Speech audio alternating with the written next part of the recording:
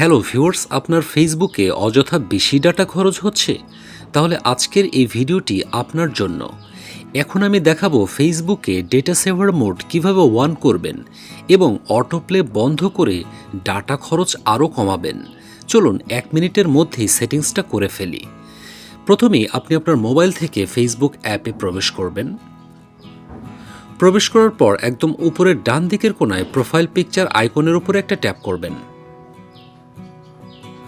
পরবর্তীতে নিচে থেকে সেটিংস অ্যান্ড প্রাইভেসি অপশনটা খুঁজে বের করবেন এবং এর উপরে একটা ট্যাপ করে দেবেন।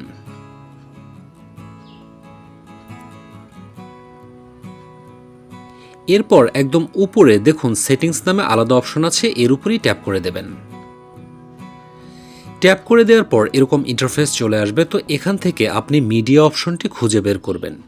এই যে দেখতে পাচ্ছেন মিডিয়া। তো এখানে মূলত আমরা কাজটি করব। তো আপনি এখানে একটা ট্যাপ করবেন।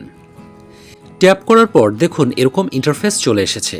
তো আপনি এখান থেকে সরাসরি ডেটা সেভার যে অপশনটা রয়েছে এর ডান পাশে দেখুন একটি ফাঁকা বক্স রয়েছে। তো আপনি সরাসরি এর উপরই একটা ট্যাপ করবেন। দেখুন আমি এবার ট্যাপ করছি, এটা হয়ে গেছে। তো এরপর একটু নিচে আসবেন।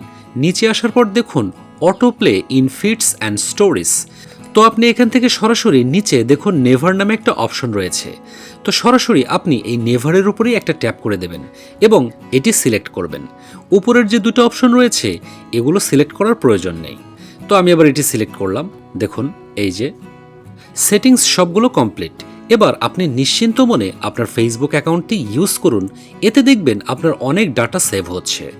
সো ভিউয়ার্স, ভিডিওটি ভালো লেগে থাকলে লাইক, কমেন্ট, শেয়ার করবেন ও আমাদের চ্যানেলটি সাবস্ক্রাইব করবেন। সবাইকে অসংখ্য ধন্যবাদ।